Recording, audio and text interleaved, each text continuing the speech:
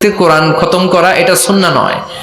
আপনি গিয়ে বললেন, 10টা ছেলে পাঠাও তো, আমার বাপের নামে কোরআন খানি করে দিতে হবে। মৃত ব্যক্তির নামে কোরআন খতম করা যাবে না। ও মারা গেলে কোরআন পড়লে ওর কবরের আযাব আরো বাড়বে। কিন্তু ইসলামী শরিয়াত দৃষ্টিকোণ থেকে এটা কোনো ভালো কাজ নয়।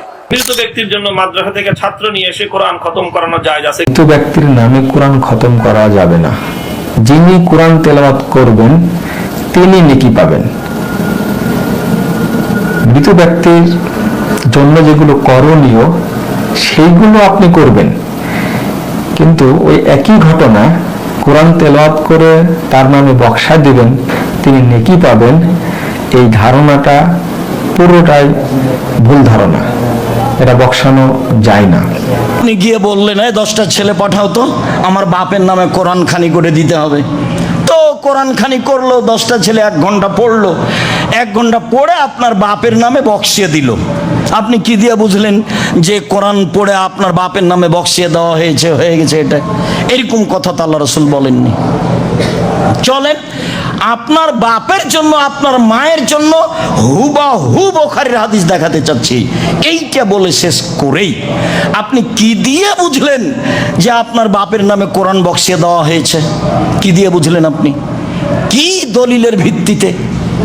টাকাও দিলেন কিছু, খাওয়ারও দিলেন কিছু, 10টা ছেলে দিয়ে বাপের নামে কোরআন বক্সিয়ে নিলেনও। এখন ওরা বাড়ি যাচ্ছে, তো বলছে, এই তুই কতটুকু পড়েছিস রে? আরে আমি হাফ পৃষ্ঠা পড়েছি। তুই কি করিস? আমি একটুকু পড়ি না, আমি খালি ঝুঁকছিলাম। আমি কারো বদনাম করিনি।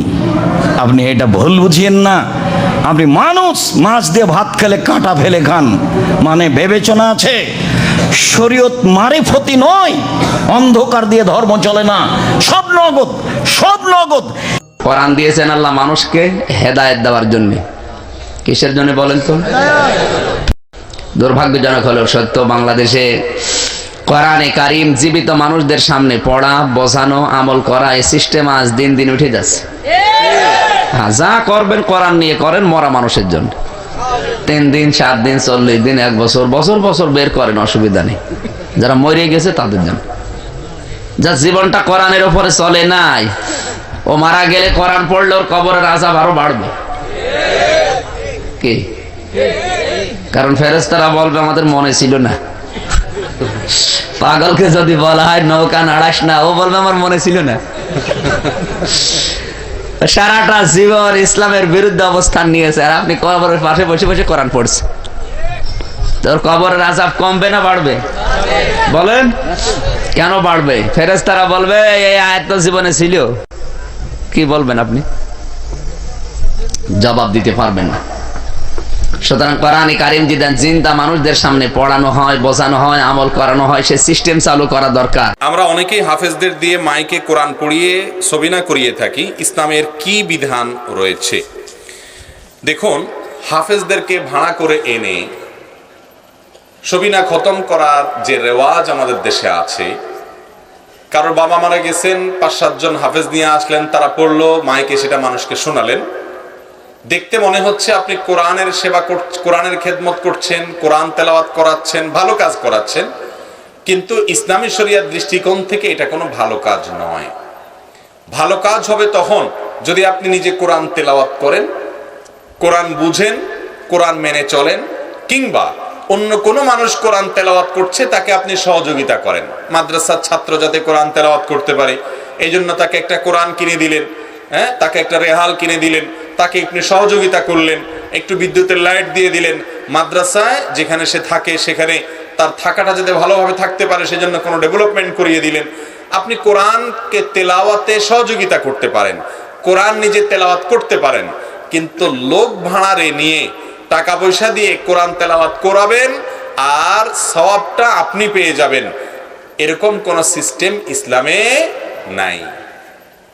টাকাটা আমি আপনাকে দেব, আপনি ভাতটা খেয়ে নেবেন, তাতে আমার পেট ভরে যাবে, এরকম কোন সিস্টেম আছে? বরং আপনাকে আমি যে টাকা দিলাম, টাকাটাও আপনি পাইলেন, পেটটাও আপনার ভরলো, আমি ফাও।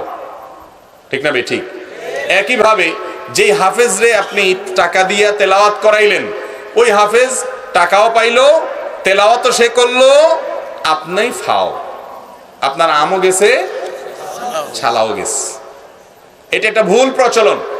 টাকা দিয়ে কখনো এই সমস্ত ইবাদতের সওয়াব কেনা যায়? যদি যাইতো তাহলে পয়সাওয়ালারা সব হুজুরদেরকে পিছে ফেলাইয়া জান্নাতে সবার আগে চলে যেত। ঠিক না ভাই? ঠিক।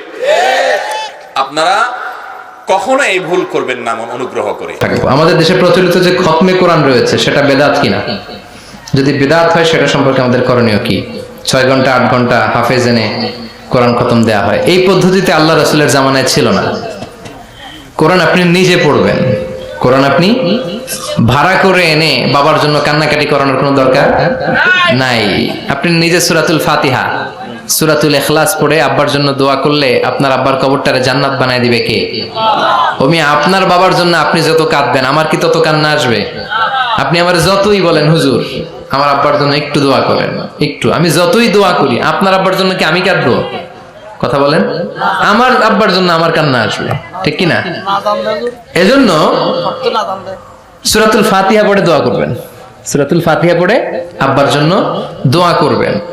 আচ্ছা, আপনারা একটু উত্তর দেন তো, বিষ্ণু ঈসা ইসলাম খাদিজাতুল কুবরাকে ভালো কি বেশি বাসতো না কম বাসতো? খাদিজাতুল কুবরার ইন্তেকালের পরে সাহাবাদেরকে নিয়ে কোরআন খতম হয়েছে? হয় নাই। ফাতেমাতুজ জোহরা উনি আগে মারা গিয়েছেন, সাইয়েদনা আলী ইন্তেকাল করেছেন পরে, হাসান হুসাইন বেঁচে ছিল, উনি কি ওনার আম্মার জন্য কোরআন খতম করেছে এইভাবে? না। প্রচলিত এই পদ্ধতিতে কোরআন খতম করা এটা সুন্নাহ নয়।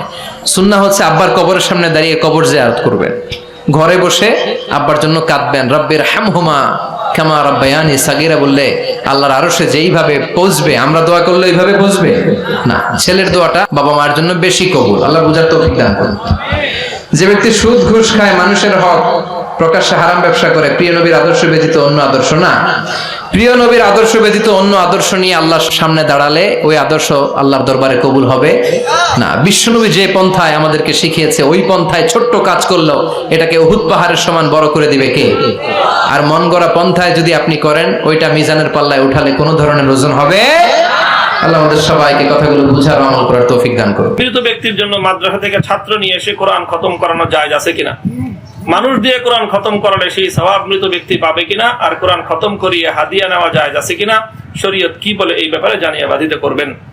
প্রিয় ভাই, কোরআন খতম মূল বিষয় না, মূল বিষয় হলো কোরআন তেলাওয়াত করানো, অর্থাৎ যে কোনো নেক আমল করা। শুধু কোরআন নয়, যে কোনো নেক আমলের মাধ্যমে মৃতের ইসালে সওয়াব, মৃত ব্যক্তিকে সওয়াব পৌঁছানো, এটি ইসলামের একটি স্বীকৃত একটি পদ্ধতি বা একটি পন্থা।